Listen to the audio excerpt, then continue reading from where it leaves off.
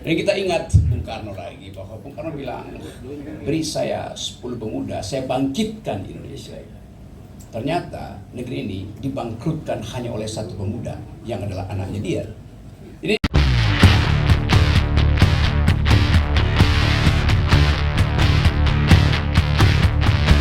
datang dari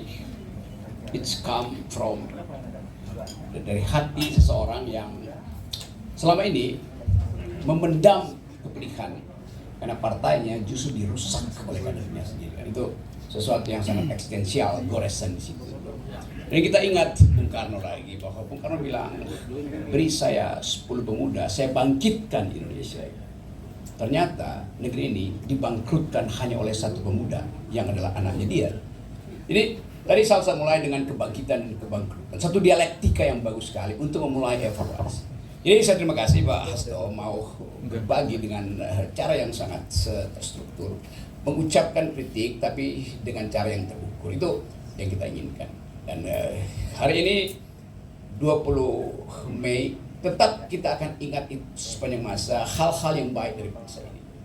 Bung Karno membangun jembatan kemanusiaan dari Asia sampai Afrika di Konferensi Asia Afrika tahun 1955. Itulah satu-satunya monumen yang membuat bangsa ini dihormati di dunia.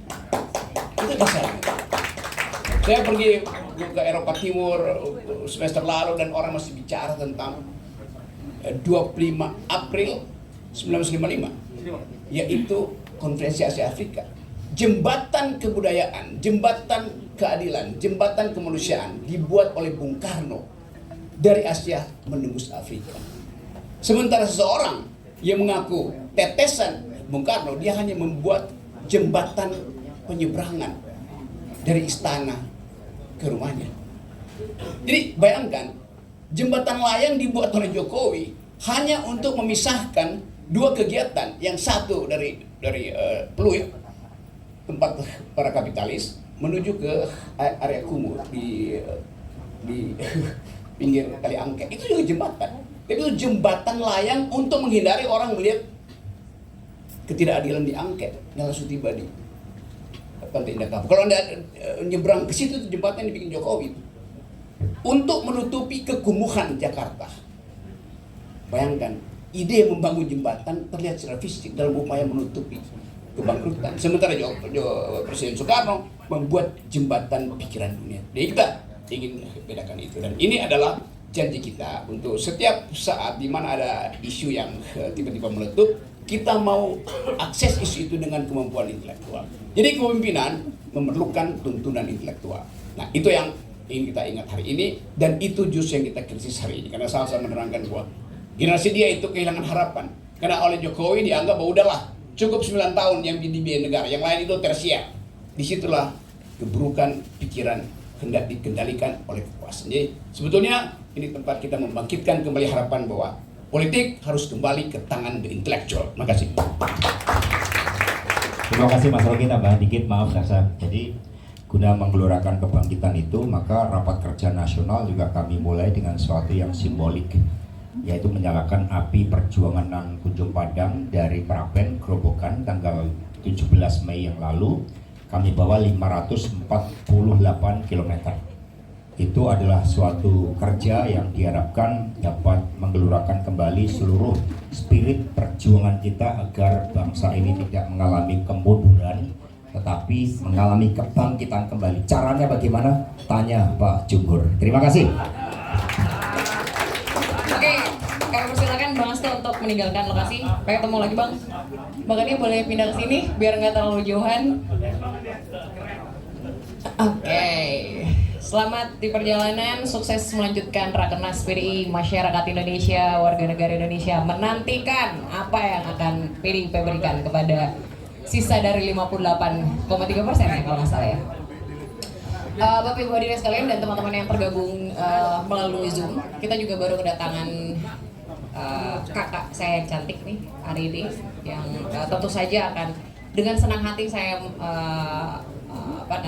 meminta Kak Chania ini untuk populer belakangan ini lo ngomongin Madilog ya. Jadi coba gue mau menguji-uji juga gimana cara Madilog kita bisa tularkan kepada teman-teman muda, bapak ibu yang tergabung di sana mungkin yang belum mengenal Madilog dan Tan Malaka untuk melihat realitas hari ini gitu. Tetapi ini siapa dulu abis ini? Kakak dia dulu atau siapa? Siap gak? Mau Bang Jumur dulu? Ini forum santai-santai, tapi tajam-tajam. Mau karya dulu? Oke. Bang Jumur ya? Oke, silakan Bang Jumur.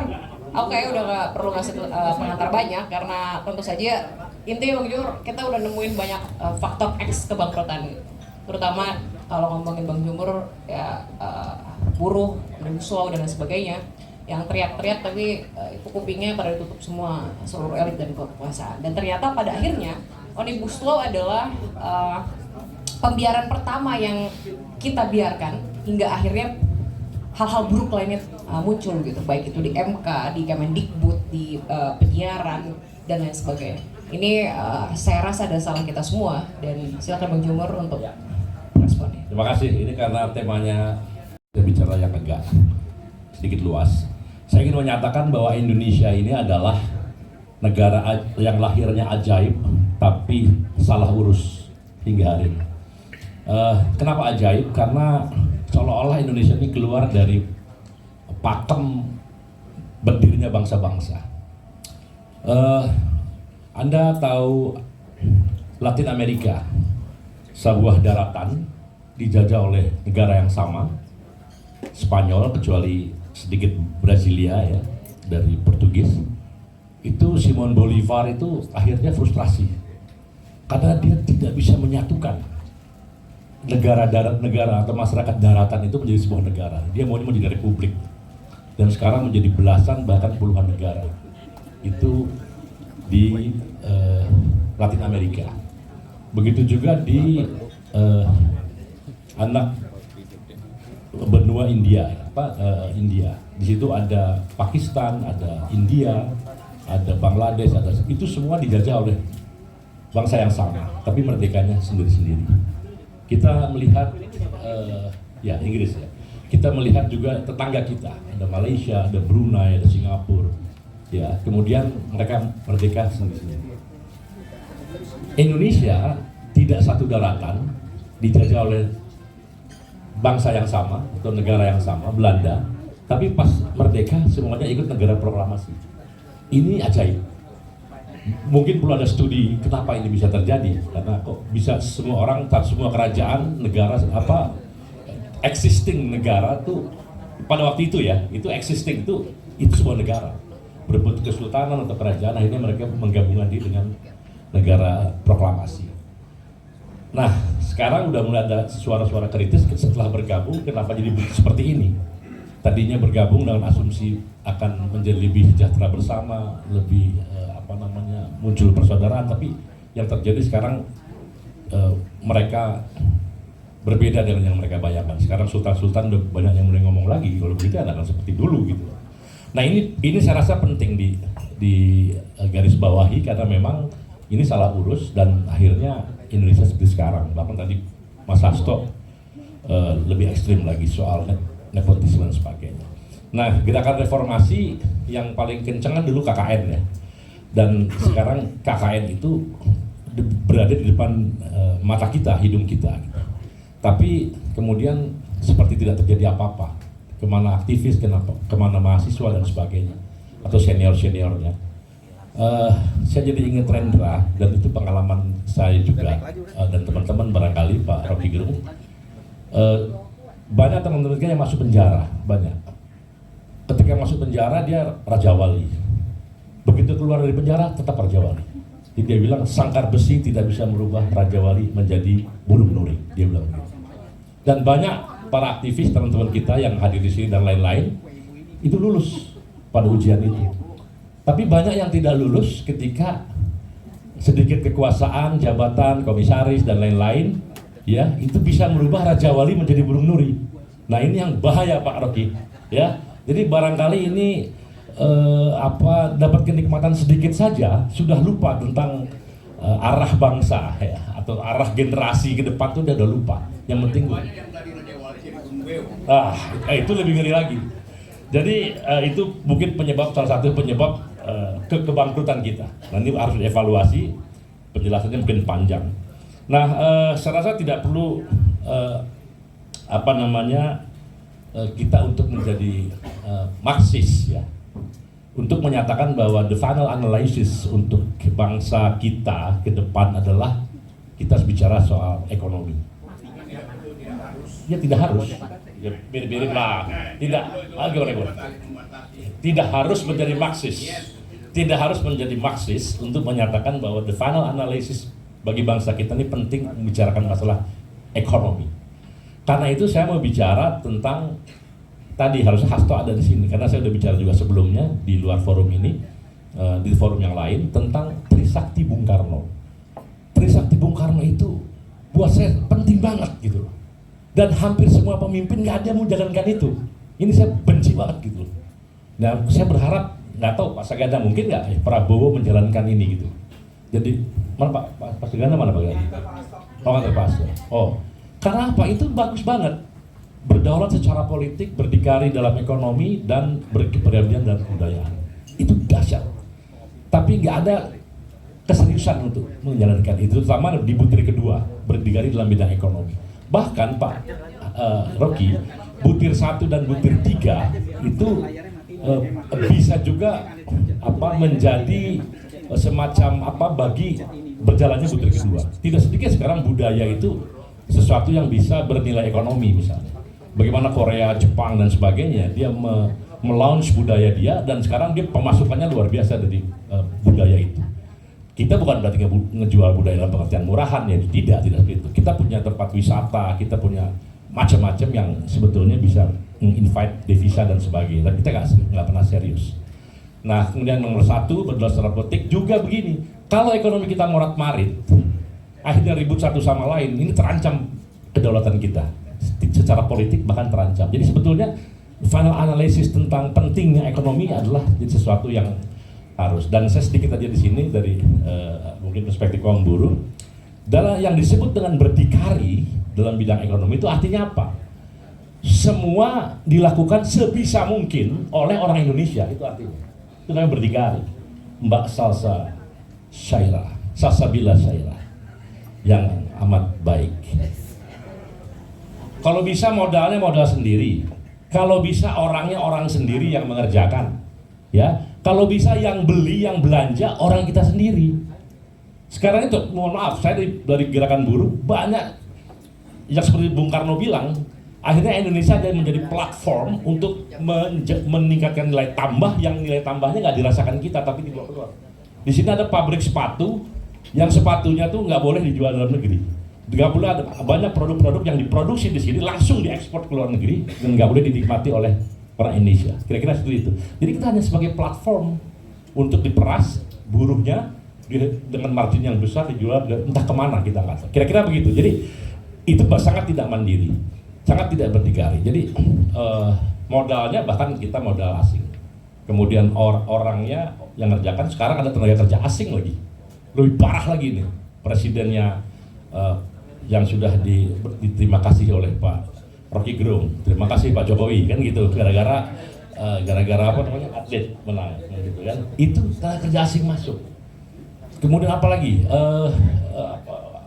tenaga kerja asing yang belanja. Nah ini kita bisa semua sebetulnya, kita bisa semua, dan kita udah kalau jujur kita suatu bangsa yang sudah bisa membuat produk yang sekitar 80.000 komponennya itu pesawat terbang. Harusnya ke yang lain tuh bisa, tapi karena ada salah urus ya mungkin impor lebih suka dan sebagainya. Jadi nggak ada learning proses dalam bangsa ini. Nah ini mandiri dalam ekonomi. Dan saya ingin juga gini Pak, saya men-challenge ya di sini gini.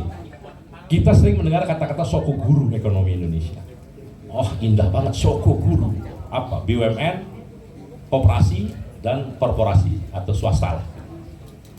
Tapi kita nggak pernah mendefinisikan apa sih perannya masing-masing. Perannya sama aja semua. Sampai yang punya duit, sampai punya ini bisa. Akhirnya apa? Yang ketinggalan koperasi Nah saya menawarkan dalam forum penemuan Perhimpunan Penemuan Indonesia yang dipimpin oleh Bapak Rocky Gerung dan Bapak Saganda, dua kampion pemikir besar saat ini, ya kan? Coba didefinisikan Sokoguru ini, apa tugas koperasi, apa tugas BUMN, apa tugas swasta. Jangan tugas swasta diambil BUMN, tugas BUMN diambil swasta, bolak-balik, ya kan? Koperasi nggak jelas. Nah, kira-kira gitu.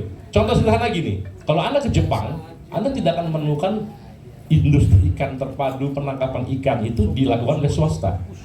Karena itu adalah barang Tuhan, ikan, ada masyarakat pantai di situ, maka apa yang cocok? Koperasi.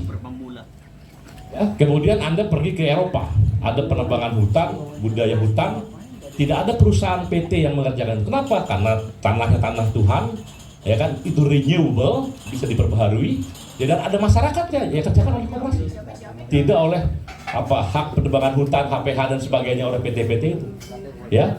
Tapi kemudian yang menarik di Indonesia begini, Kak, buat apa BUMN punya properti gitu loh?